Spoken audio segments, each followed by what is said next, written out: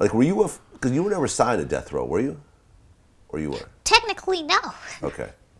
I never signed a contract. Okay, but you were singing on some of the songs. Yes. I definitely remember that. What were the early Death Row days like?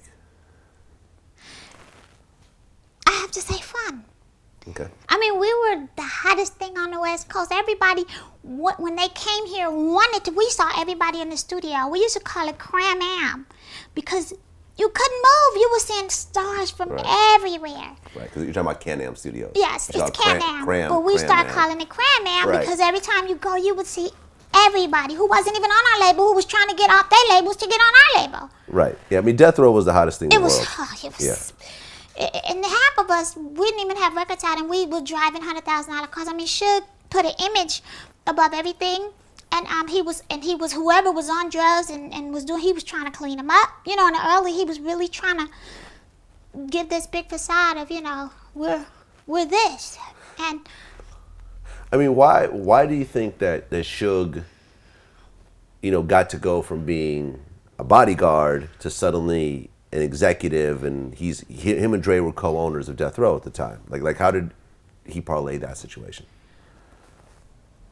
I think because David Kenner taught him how to read. Wait, David Kenner taught Suge how to read. Suge didn't know how the contracts. Oh, read the contracts. Yes, and that helped tremendously because then Suge knew what to go in to the Jimmy Ivins and say. And you have to remember when they went to Interscope was biggest act was Geraldo. So Geraldo, yeah. Geraldo, yeah. They kind of Rico needed. Suave. Yeah, they were on their way out. Yeah. Yeah. Yeah. So when you bring a Dr. Dre and you got all this heat, you know, it's a no-brainer. It's a no-brainer. Okay. So that's what it didn't take much. Okay. We just took a couple of meetings.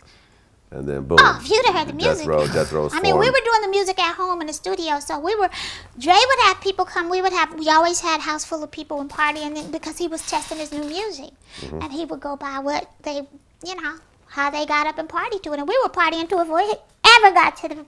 I mean, we was in the house with our hand all the time, so he knew, this is a hit. He knew. He tested his music on just whatever we played. We didn't even play top 40 or anything. We played Dre stuff when you came to the house. That's all you heard. Sure. You didn't need to. Now, by the time Death Row was up and running and stuff like that, were you and Dre still together, or did you guys start to go your separate ways? We were still together. You're still together. We were still together. Okay. In the beginning stages of Death Row, we were still together. Okay. You sang? Did you sing on the Chronic? I didn't. I didn't get on the Chronic. I got on the Dogg Pound. Dogg Pound, yeah. Let's Play House. Let's Play House. Yeah. There was obviously at Death Row, there was a street element at the label. Absolutely. Yeah. Absolutely. Yeah. Absolutely. It's just like it was with Berry Gordy, Puff Doggy, Puffy. Come on. Yeah. You have to, because in order for you to, you know, when you have product, you have to control the product. Mm-hmm. And in order to do that, there has to be a mindset. And that's with corporate as well. Corporate will threaten your job in a minute, and you won't eat. So to me, it's the same gangster. There's no different in a gangster. It's just the way they do it. Sure. And I'm sorry, that's just what I think. You have to be able to control your people. And now, I'm not saying that it was right the way everybody did it, but you guys have to know that these boys started feeling empowered and started making mess where mess shouldn't have been. Mm-hmm. And then he'd have to go clean it up. Mm. You know, these boys started really feeling themselves.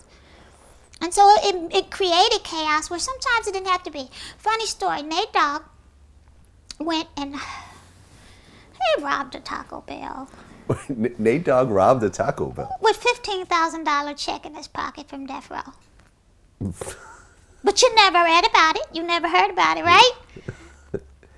and but I'm just saying. Okay, so Death Row got him out of that situation? Absolutely, and you guys never heard about it. Cleaned it right up. Bone Thugs and Harmony. Eazy did a lot of covering up because, you know, these boys they had a lot of money. Yeah. You know, when you got a lot of money and you do what you want to, you become empowered with that.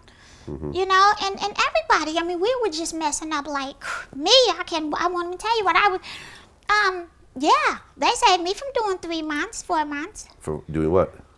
Well, I didn't know you couldn't get in a taxi cab with a gun in your purse.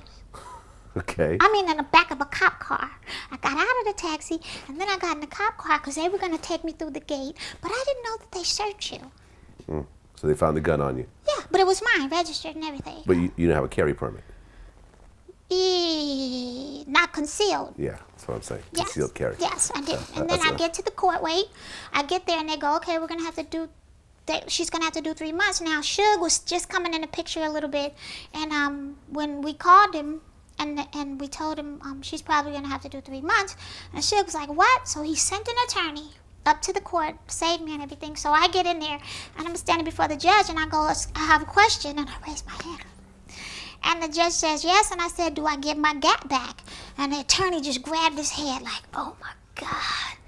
I didn't know. I thought after you go through all that, they give you your gun back. Right. But they don't. They don't. But anyway, yeah, they saved us from a lot of, really. Where we were having fun. We were young. And a little irresponsible every now and then. Yeah. Yeah. I feel you. And you guys didn't even hear about that either.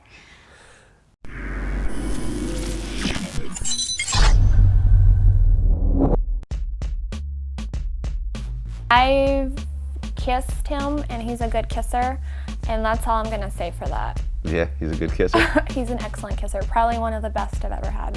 I'm not gonna lie, man. You to be non-biased.